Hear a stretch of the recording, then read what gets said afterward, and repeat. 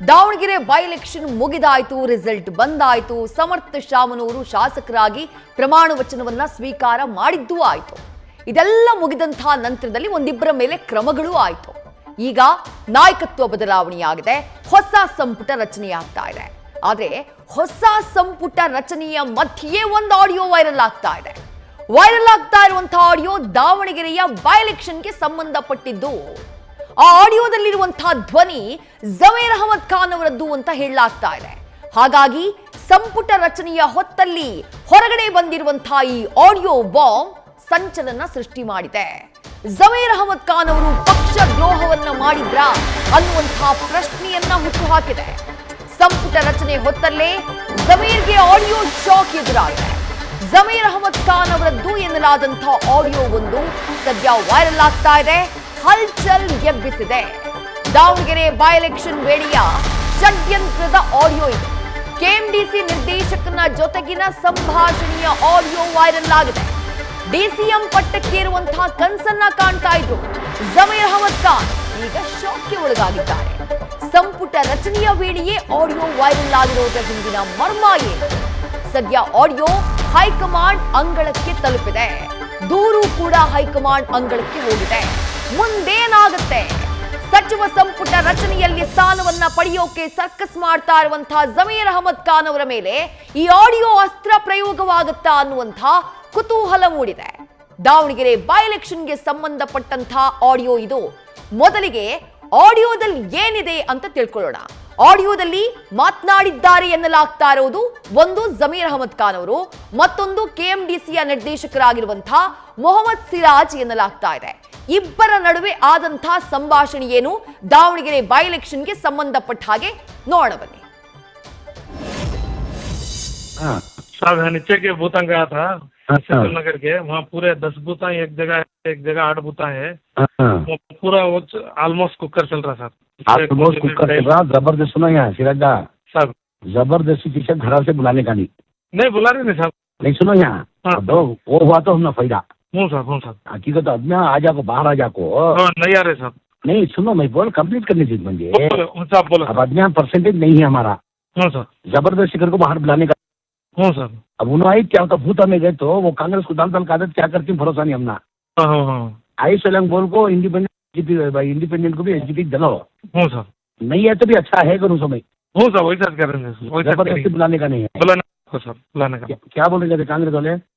कांग्रेस वाले क्या भी नहीं, वो तो अब मैं वहाँ नीचे के बूथा गया था ना, वहाँ कांग्रेस वाले ठेर को पैसे तुम बोल रहे ना पैसे देने गए थे पीछे नको छोड़ो हम ना पीछे नको अगर बोल को गए थे। और यहाँ भी वहाँ बूढ़ा वाटांगे नहीं भी पैसे नको मैं डालती मालूम नहीं अगर बोल खाए गए थे। बाद में हमारे छोकरा हमारे दो छोकरा ही वहाँ। वो इसकी सादिक पहलवान का वार्ड कौन देख रही सो?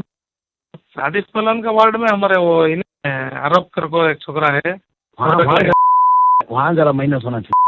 हाँ करते हैं छोड़ो सब, उसका क्या भी चलने दे रहे। निकल लो आया रियाज के साथ करा ना, वो पूरा वायरल करा डाला इसमें मीडिया में डाल को मैं। वो कल मुस्लिम गुंडागिरी मारा नहीं उसने बहुत बड़ा लीडर समझा था ना। क्या भी नहीं जीरो कर डाले उसकी वार्ड में माइनस वार्ड में माइनस करा दे साहब। करो वो कल उसके भाई कुछ पैसे दिए साहब 1.5 लाख रुपए।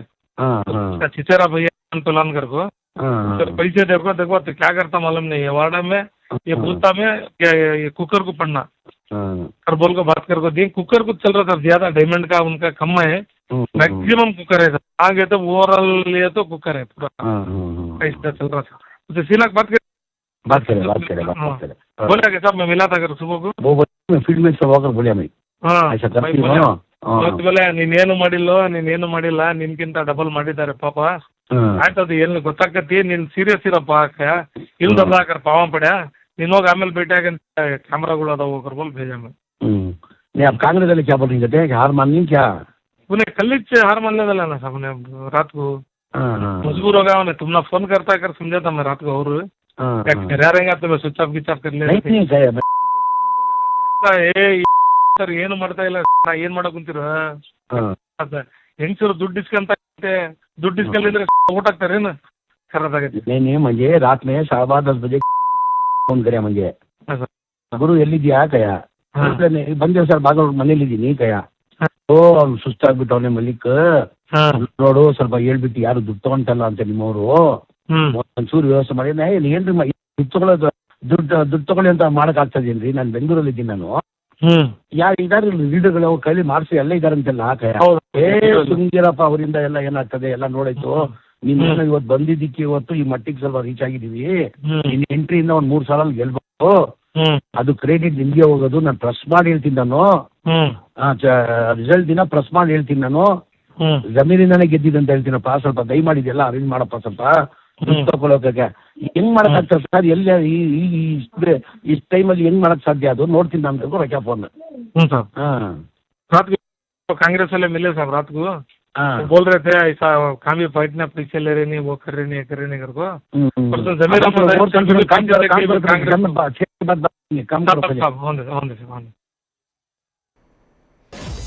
ಆಡಿಯೋನ ಕೇಳಿಸ್ಕೊಂಡ್ರಿ.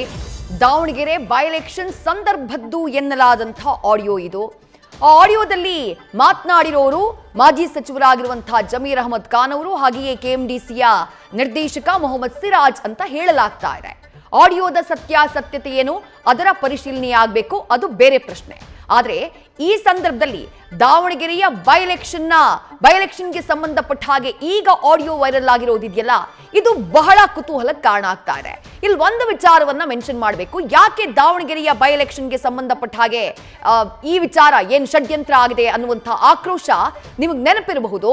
ಚುನಾವಣೆ ನಡೆದ ಮರುದಿನ, ಇನ್ನೂ ರಿಸಲ್ಟೇ ಬಂದಿಲ್ಲ, ಚುನಾವಣೆ ನಡೆದ ಮರುದಿನಾನೇ ರಿಜ್ವಾನ್ ಅರ್ಷದ್, ಸಲೀಂ ಅಹಮದ್ ಅವರು ಪ್ರೆಸ್ ಮೀಟ್ ಮಾಡಿ ನಮ್ಮಲ್ಲೇ ಕೆಲ ನಾಯಕರು ನಮಗ್ ದ್ರೋಹ ಮಾಡಿದ್ರು, ಪಕ್ಷ ವಿರೋಧಿ ಚಟುವಟಿಕೆ ಮಾಡಿದ್ರು ಅನ್ನುವಂಥ ನೇರ ಆರೋಪವನ್ನ ಮಾಡಿದ್ರು.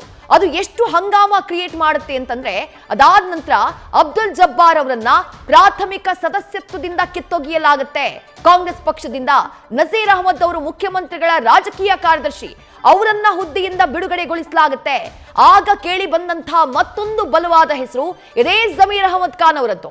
ರಿಸಲ್ಟ್ ಬಂತು. ಅದಾದಂತಹ ನಂತರದಲ್ಲಿ ಜಮೀರ್ ಅಹಮದ್ ಖಾನ್ ಅವರ ವಿರುದ್ಧ ಆ ಸಂದರ್ಭದಲ್ಲಿ ಯಾವುದೇ ಕ್ರಮ ತೆಗೆದುಕೊಳ್ಳಿಲ್ಲ, ಬಟ್ ಹೈಕಮಾಂಡ್ಗೆ ವರದಿ ಹೋಯಿತು ಅನ್ನುವಂಥ ಮಾಹಿತಿ ಬಂತು.